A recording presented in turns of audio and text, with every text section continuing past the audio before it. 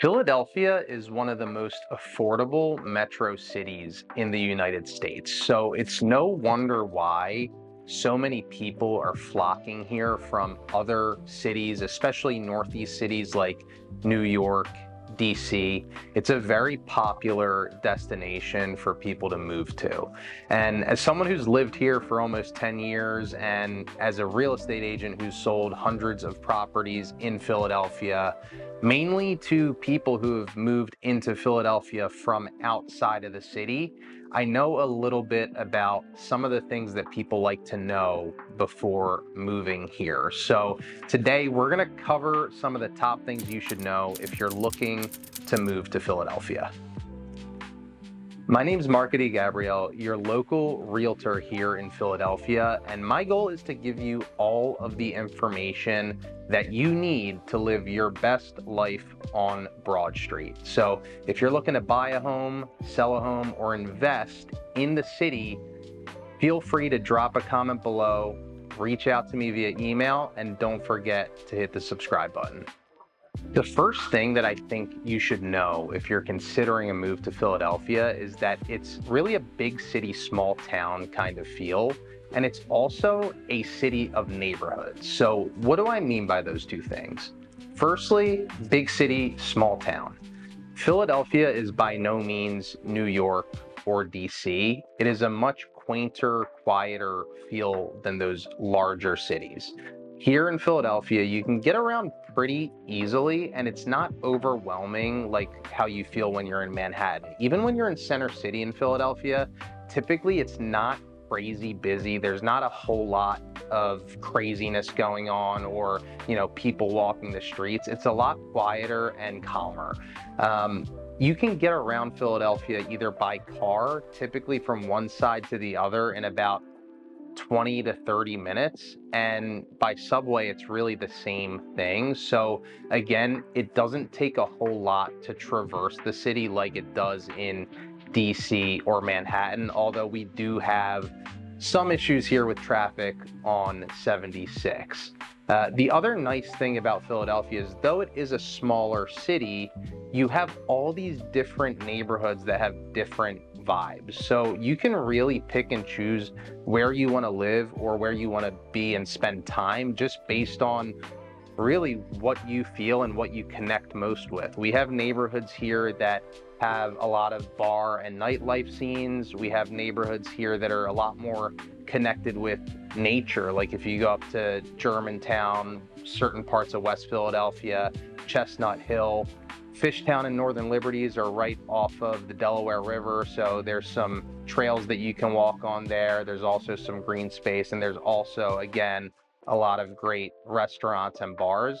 And then you go to places like Old City and Center City, which are historical. These are the areas that you'll see the Liberty Bell and some of the buildings that were around when our nation was first founded. So as you get into Philly and really explore the city, you're going to see that there are so many different neighborhoods to connect with. And based on your preferences and what's important to you, you're going to find the area that you really feel comfortable with and fall into. So let's talk a little bit about transportation in Philadelphia. If you're coming from New York, you are not going to have the same experience as far as public transportation in Philadelphia as you do in New York. Our subway system is much less intensive, and it is a little bit more difficult to use public transportation to get around. Your best bet in Philadelphia is probably going to be bus routes, depending on where you live in the city. Broad Street and then Market Street are really the only two strips where you can catch either the main Broad Street line or the L.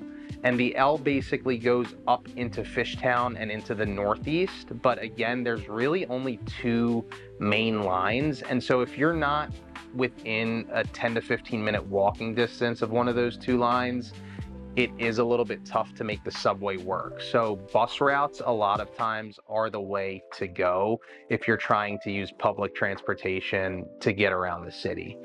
The other thing to know about Philly is that different neighborhoods have different levels of whether or not you're going to have an easy time parking. So if you're in South Philly, in East Passyunk, West Passyunk, it is probably going to be really, really tough for you to park. There are a lot of cars. These are pretty dense residential neighborhoods where a lot of families that have 2 or 3 cars live. Most of the homes do not have driveways or garage parking. So there are streets that do have permits for the residents there where you can buy a permit. I believe it's $35 a year, which is very cheap, but it is a factor. So if you are coming into the city and planning to bring multiple or even one car with you, just be aware that depending on the neighborhood, it may be hard to park your car on the street, and that may lead you to want to purchase a home that has parking, but that is definitely a luxury in Philadelphia to have a home with parking. And then the other thing to know about transportation is 76, which is the main highway going out of Philadelphia and west towards the suburbs, is a very trafficy highway. So if you are planning to move into Philadelphia and live here and commute out to the burbs, or if you're looking to move into the burbs and commute into Philadelphia, either way, you are probably going to have to deal with a decent amount of traffic going in and out of the city if you're taking 76. 95 on the east side of the city is definitely less trafficy than 76. So if you're going in and out of the city up to Bucks County or down to Delaware or over to New Jersey, you may be able to hit a little bit less traffic than you would if you're going west. The next thing I think you should know about Philadelphia is that our food scene is incredible, and it's just starting to really get recognized on a national stage. So Philadelphia has all kinds of different cuisines. I would say it's probably best known for its cheesesteaks, as you've probably heard, but there is a lot more than just cheesesteaks that are available in Philly. However, if you do want to try some of the top cheesesteak places, I would say Angelo's, John's Roast Pork, Joe's in Fishtown, all great spots to try a good Philly cheesesteak. But aside from cheesesteaks, in South Philly, you're gonna find a ton of really boutique mom and pop Italian restaurants, which are awesome. They're all over the different neighborhoods in South Philly, all the way up through the Italian market, and found pretty much anywhere in the city. So that is a big part of the Philly food scene. Fishtown right now on Frankfurt Ave has a lot of new restaurants that are really the most popular in the city right now. So you have Soraya, Kalaya, Mulheron's, you have Front Street Cafe up there, you have Middle Child. A lot of these restaurants have been recognized now, not only in Philadelphia, but also on a larger national stage. And that neighborhood has really grabbed hold of this restaurant scene. East Passyunk is another strip where you have a ton of great restaurants that are all lined on that strip. So each different neighborhood has its own food scene, even up into Center City, where you have a lot of the Rittenhouse restaurants that are a little bit higher end, a little bit classier restaurants like Park, which is right on Rittenhouse Square. And then going over to the other side of Center City, you have Reading Terminal Market, which is one of, in my opinion, the coolest things that we have here in Philly. It is literally a large commercial building that is full of small businesses. You can pretty much find any type of cuisine in the Reading Terminal Market, and a lot of it is just grab and go stuff. So it's not like sit down restaurants. It's really just these small mom and pop grab and go stands with anything that you could imagine. Aside from the restaurants here, we also have now gotten companies like La Colombe, which has now become one of the largest coffee distributors in the country that started in Philadelphia. You have Yards Brewing, which started here in Philadelphia. And then you have all kinds of different smaller coffee shops and brewing companies that are popping up. So when it comes to food, when it comes to coffee, breweries, nightlife, Philadelphia does have a really, really good mix. And as you get into the city and learn the different neighborhoods, you're going to really see what is available to you and the areas that you like to hit most. Philadelphia definitely has a culture. It has a reputation, I would say, and I think it's really fitting for some people, and for others it might be a little bit off-putting. It is definitely a proud city. It is a little bit of a grittier city, and we have a very, very strong, proud community and culture here.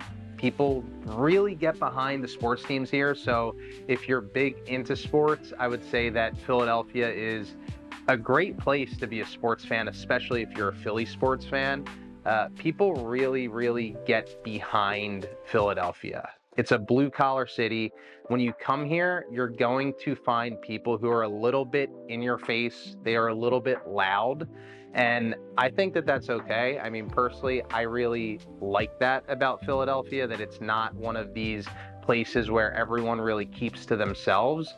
It's not to say that the people here are mean by any means. It's really just to say that people are outspoken and they're not fake, which is something that I personally really appreciate about the city in general. When you meet locals here, they will tell you what is on their mind. They will be proud and loud.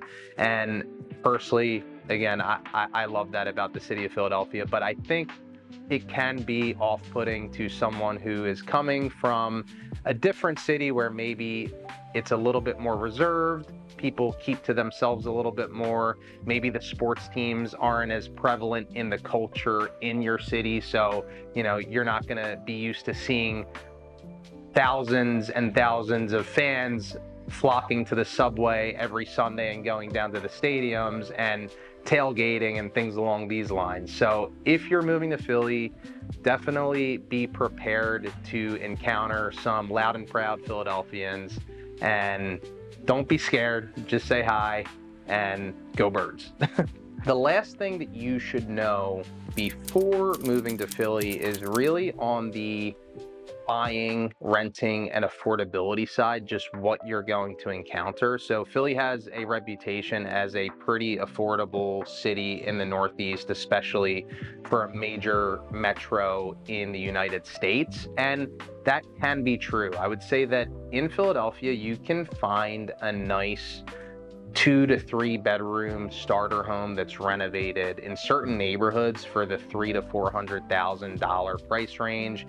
In certain neighborhoods, even less than that. Our average price point in Philadelphia is roughly around 250, 260, but Philadelphia is pretty sprawling, even though it is a smaller city than New York and D.C. So when you're here, you will notice that even though that price point is lower, when you're getting towards the center city area and the surrounding neighborhoods, even in South Philly, and you know, when you're going up to Fairmount and Fishtown and Northern Liberties, these neighborhoods, the price point is going to be higher typically than that average price point.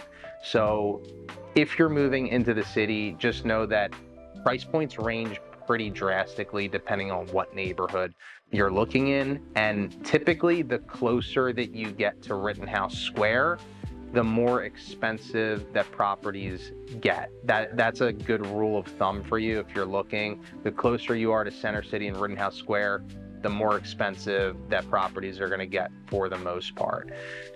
Outside of property costs, if you're looking to rent here and you're not looking to buy, there are a lot of units that are coming online right now. There have been a ton of large apartment buildings that have been built over the past 2 to 3 years. There's one that's over 1,000 units on Broad in Washington. There's about 10,000 units that have come up in Northern Liberties and Fishtown area across a number of different buildings. So a lot of these buildings right now are giving pretty nice incentives as far as 2 to 3 months of free rent if you sign a lease with them, because they are trying to drive new tenants into those buildings and drive up the occupancy rate. But Philadelphia also is one of the best absorption rates in terms of rental units in the country right now, which is really great. That means that the units that are coming online and being developed here are being occupied by new tenants. So that does speak to the fact that we do have a lot of people moving here from New York, from DC, and from other major cities, and they're coming here and they're filling up our rental units. Another thing to know about affordability here is that we do have one of the highest transfer taxes in the country if you are buying real estate here. So when you do buy, your closing costs are going to be a little bit higher than what they might be in a different city.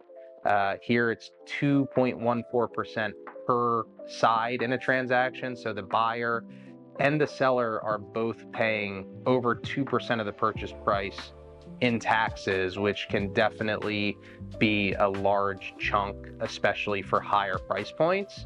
And then we also have a pretty high city wage tax here, which is one of the highest in the country as well. So if you are living in a different city that has a lower transfer tax or a low city wage tax, just know that that could factor into your financials when you move to Philly. And then finally, if you are looking to buy property here, there is a 10-year tax abatement that is available on certain properties. It's renovated properties typically, or brand new construction properties. And that tax abatement can be a really great savings. So for example, one of the developments that I'm selling right now, the taxes on the homes would normally be about $14,000 per year.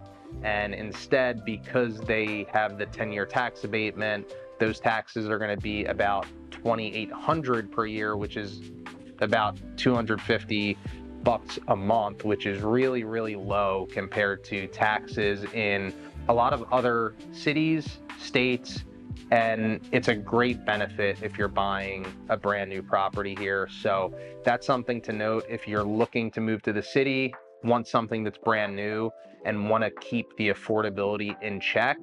Finding properties that have tax abatements can really help you hit your financial goals. So that is all I have for you today on some of the most important things to know if you're moving into Philadelphia. Again, my name's Marco DiGabriele. If you are looking to move into the city, feel free to shoot me an email, drop a comment below, and feel free to subscribe to this channel if you found the video informative. See you next time.